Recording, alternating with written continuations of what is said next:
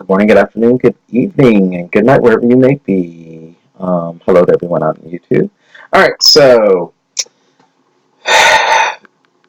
not completely just fresh off, but somewhat fresh off seeing Black Panther, within the last hour or so. So thought I'd give my little review. Hopefully it's coherent. So thanks for watching, by the way. All right, so let me start out by saying this was a really well done movie. I can see why there was so much buzz of it from those who had seen early screening. The comments about maybe one of Marvel's best movies, if not the best movie so far. Um, just, I mean, it's just hard to even describe as I'm trying to process this. I should maybe wait a little bit more, but anyways. Um, So we'll just jump in. So, and this of course contains spoilers, as I will put in the title. So if you have not seen it yet, uh, shy away, leave, come back. But anyway, um, so I have to say, from just the way the movie begins, with I guess T'Challa talking to his father. Um, and just about the Black Panther history lore, if you will, just that little bit saying about the wars with the tribes, well, the vibranium meteor hitting, and then the five tribes, and then coming together, the first Black Panther, and all that was a cool way to start. And then the little flashback to 1992, unless I'm inverting those two things, where we see what happened with, excuse me, my brain's gone. Who we end up seeing is Killmonger. A bunch of kids playing on a blacktop playing some b-ball was interesting. Um, but I have to say, this movie, as far as character development, I mean, really kind of fleshing out a character, has to be one of, if not the best so far. I mean, I had a lot of feeling of the first of Iron Man, in the sense of just kind of you really felt who this character was, as far as who T'Challa was, and I mean, by extension, who those around him were, that as they see Wakanda, as they see who the Black Panther, the King, is, and T'Challa specifically, um, just done very well. I mean, the characters in general, from Forrest Whitaker as Zuri, the historian of it all.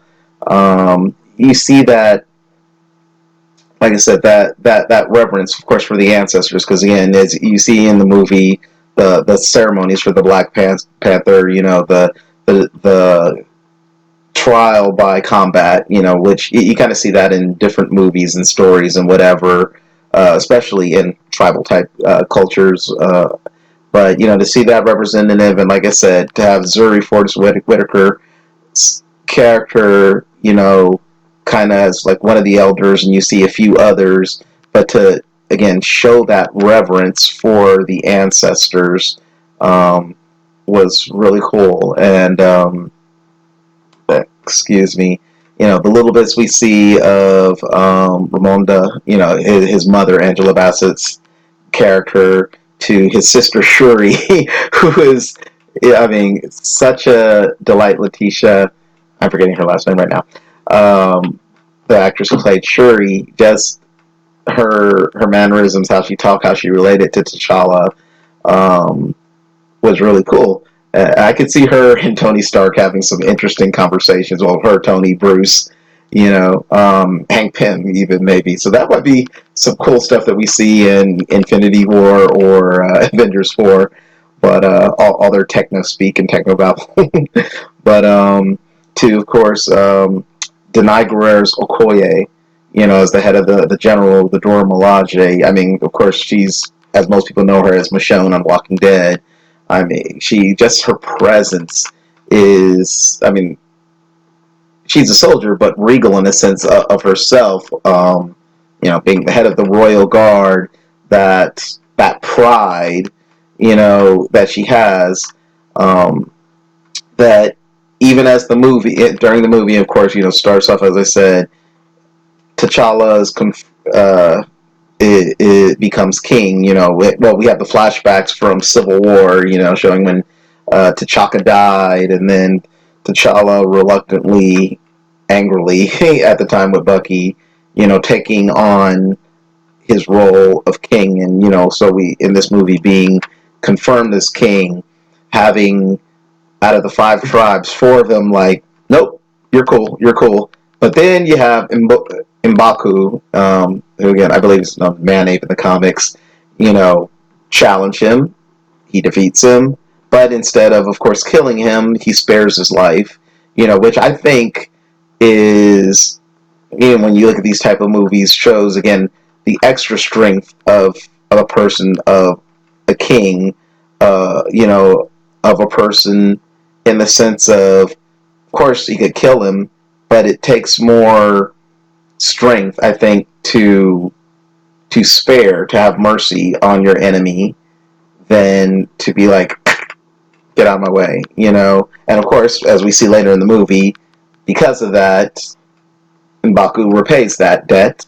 But yeah, from that to love the scene in Korea. um, Andy Serkis, I mean, great motion. He's a great motion capture artist, actor, from of course his roles as Caesar, Snoke, to other roles. But again, he himself is a great actor. We saw a little of Claw in Age of Ultron, and we get to see a bit more of him in this, which is really awesome. I love his bits of screen time. I mean, every character's moments of screen time has meaning, has substance. None of it really seemed at all wasted, in my opinion. Well, let me think about that. There might have been one, but I'll come back to that. But I mean, loved Andy Serkis' character, and then you see he's working with Eric Killmonger, which of course they flesh out. He's T'Challa's cousin, because T'Chaka had to kill his own brother because he betrayed Wakanda by stealing and selling this vibranium to Claw. It just, because I guess in his own way, of course, as they always say, the greatest villains think that they're doing the right thing. And the little bit we did see of T'Challa's uncle, when he's confronted, he thought he was doing the right thing, as we see Eric Killmonger when he then challenges T'Challa, and he ends up winning, thinking he kills him. Spoiler alert, of course he doesn't. And becoming king, taking the stance that we're going to set this all right. I mean, I think there was vindictiveness in there as well, but like his father, he did have some of the feeling. It was like, I know how people are. I know how humanity are. How people like us have suffered because they don't have ways to defend themselves. Where we can put it this way and we can defend it. Now, of course, he wanted to basically, or at least the way he made it sound, take over the world and rule the entire world. But which again I thought was maybe a little over the top. But that just general theory of wanting to help those who can't help themselves is noble in itself, even though his general motivations are villainous and are out of anger and wanting revenge. Still, that motive, which again, obviously there are others in Wakanda that backed him up, felt that way as well. Even though T'Challa and many of his ilk were like, no, the tradition, let's stay our traditions.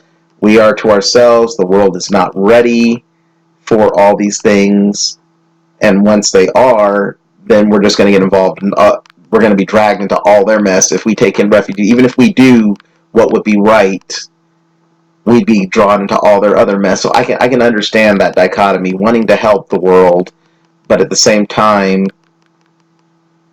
not wanting to lose oneself or one's culture along in there. But anyways, I was going back to some of the characters again. As we look at where is it? Picture right there.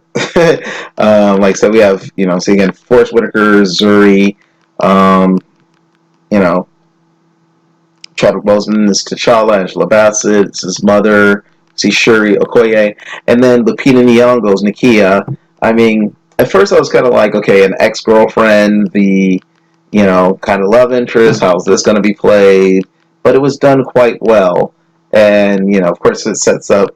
Will she become the new queen? Which I guess would squash many people's hopes of Storm ever coming to it. But again, as Storm is with the X-Men, that's that whole mess anyways. Whether Disney does acquire them or not, I don't foresee that happening anytime soon. But it, like I say, it just delves into these characters very rich, and even Martin Freeman as the CIA agent Ross.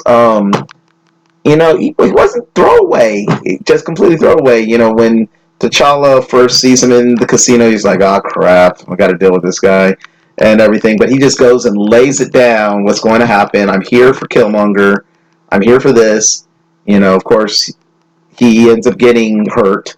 So T'Challa could again just left him to his own devices, the rest of the devices of the world, and where the man would have been paralyzed, if not died. But because they have the ability to help, even though it's against their traditions, their ways, he brings them back to Wakanda, which again is risking exposing this world that's been hidden for so long, and to do the right thing. And I loved his, of course, scene. Well, when they get kicked out, not kicked out, but when they try to leave the general area of Wakanda after Killmonger is taken over, and then he, Shuri, Ramonda, and Nakia go to M'Baku, to ask for his help to take the throne back. Again, we see that original kindness and strength from T'Challa sparing his life come back because, of course, T'Challa washed up on their shores, shores, washed up along the riverbanks, and so thus he was able to save his life and pay him back the life for life. And because of that, at first again he's like, I'm not going to help you. I mean, I paid my debt. I'm not going to help you. But again, T'Challa and his crew, they go back to take his home back, to do the things that need to be done. Things look bleak, and here comes M'Baku's clan. And it just the way the fights were done was gorgeous to watch and really well done. And like when you see the trailer for Infinity War, you see, of course, the fights going on with Thanos' forces that are obviously taking place in Wakanda, and then you see the Wakandan army. So that just makes me all the more excited for what we're going to see in Infinity War. If they take these type of elements, again, yes, it's going to be the Russos directing it rather than Ryan Coogler, but hopefully there'll be some communication. They'll talk more, so you'll get that fight again. It's the fighters of Wakanda taking it to Thanos' forces, and of course working the Avengers in there. But anyways, I digress. Just overall, and again, as I said, Michael B. Jordan is Killmonger. Very well done. Again, I saw some headlines and I watched a little thing and after a while where there's a question: is he the best Marvel villain yet? And again, I don't know if I could say that yet, but he was very well done. I mean, again, you could feel his motivations. You sympathize with him again because he was doing, to a degree, I think, what he thought was right. Yes, it was mainly driven by revenge and anger, but at the core, I believe he was doing what he thought was right. He was like, "This is my home, my homeland too, and you all essentially threw me away. I mean, yes, most of them didn't know about him. He was a secret no one knew about. But and of course we there's a scene when uh, the second scene of T'Challa visiting the ancestors and seeing his father and confronting him on that lie. Why, there was a question, why didn't they bring him back? And it was to protect the lie, protect the secret, I guess, in a sense.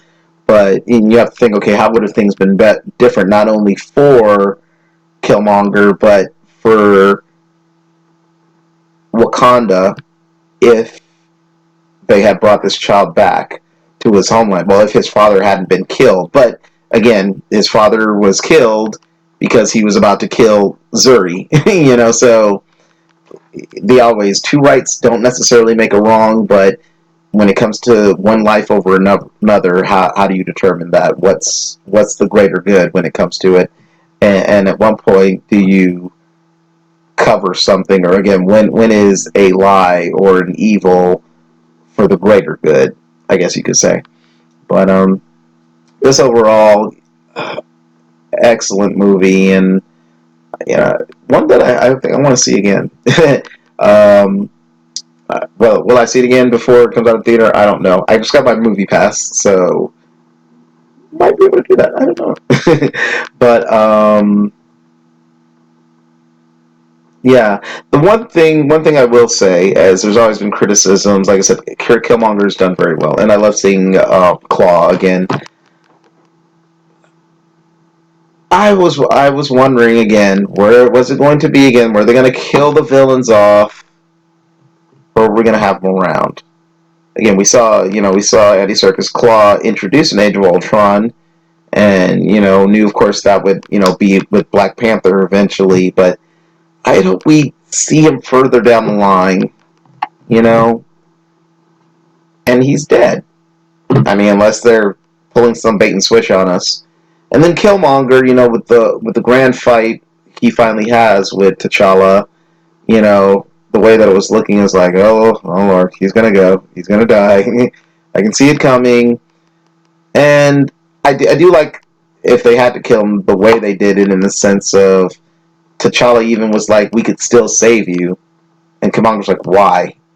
Well, why would you save me? And what, to let me rot in a cell? I'd rather die. And I can understand that, but at the same time, I just, for such a great villain, him and the bit we saw of Andy Serkis, I just wish they hadn't done that. As far as they could have kept them around for later on down the line. Now, again, Infinity War, when it comes up, anything is pretty much go. I mean, with the power of the gauntlet, everything could be undone. Comic wise, there's the famous, which destroys half of creation, and then eventually everybody's brought back, or a good majority of them are brought back anyway. So, is it the last we'll see of Killmonger, of Claw? I don't know. I mean, probably, but I definitely wouldn't mind if they brought them back, because I think there could be more exploration with Claw. I mean, again, it's not going to be the, typical comic Claw where there's, excuse me, my watch. Um, the sonic weapon on his arm firing things. I mean, again, they could always change that, but, I don't know. Like I said, I had just hoped that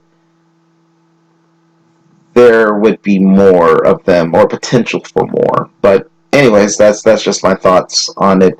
Now, last part, the end credit scenes. Of course, we got two end credit scenes, as we do with most Marvel movies now. Except like Guardians with 5. Our first one, T'Challa basically being like, okay, the conversations that have happened throughout it, the political type of conversations, like, okay, do we remain secret, or do we offer to help the rest of the world with what we know? And, there was that back and forth. And then finally, in the end credit, we see him addressing the United Nations, and they're like, "Look, we have an opportunity here to help to do these things and everything." And then, of course, you hear that one member be like, "Well, what does a farming nation have to offer us?" And of course, it's just that smile. So, I had hoped that they would have like shown a little something, and then everybody's like, "Ah." But, I guess we'll eventually see more than that in Black Panther 2, which is inevitable. Or, some shades of it maybe in even in Infinity War before all goes to hell. um, and then the last scene with Bucky, it was a nice little scene. I don't know. Like I said, the White Wolf. It was interesting to see them, but as far as the whole him being thought out, I guess now, because he's learning to live again, maybe. As there was, again, it's a cutscene, so of course there's not going to be much explanation. But, it was good again to see Sebastian Stan, Bucky, but to have no other context, no other explanation was a little weird, honestly, in my opinion. I mean, if they were going to have Bucky, why did they show Cap too? I mean, I don't know. But again, hopefully, maybe in Infinity War, in the beginning, we'll get a little something about that. It's only a couple months away. I mean, there's so much that I know is going to be jam packed in this movie as it is. But I mean, I think it would only take a couple minutes of dialogue to explore these other things. So, anyways, overall, a great movie. I would have to say I give Black Panther, say out of a 10, and a an 8 or a 9 out of 10. I'll say right now 9 actually, because it's like I said, very very well done. And again, it's not the normal Marvel fare of there's, I mean, definitely action in the battles, not the grandiose boom actions, explosions, whatnot. And like I said, it's very different. But as the last few Marvel movies have all been slightly different. Again, you look at the colors and tones of this. Like I said, it was just more of, I guess, felt more of a personal movie, if that makes sense. I mean, Ant-Man was a personal movie. Of course, Iron Man was a personal movie. I mean, all they are in their own respective realms, but still, just the way this was filmed and the general feeling was a lot different than what we've gotten before. So, yeah, I really like this movie, and like I said, it might be one of those. The more I watch it, I'm like, freaking awesome. I mean, that's the general case for most Marvel movies. Is like I may some I love, like the entire time through from the beginning. Some I like. There hasn't been a Marvel movie yet I've just totally not liked. There's some that I've been kind of like, it's okay. And this is not just okay. It's above okay. Again, I'm not like, oh my god, it was so Black Panther was like the most amazing thing ever. But it's great, a great movie, a great film, and I could see kind of like Man of Steel, which I did not really care for at first. The more and more I've watched it, the more and more I liked it. Whereas I like this a lot. I could see this kind of in that vein, the type that the more and more I watch it, it just gets better and better and better for me. So, anyways, that is my review, my ramblings. Again, thank you for watching as always. Feel free to share, subscribe, hopefully like rather than dislike. And feel free to leave me any comments, thoughts. If you've seen Black Panther, which again, if you haven't while you're watching this, um, let me know what you thought of the movie, what your thoughts and hopes going forward for the character and the MCU as a whole is. And yeah, thanks. Peace.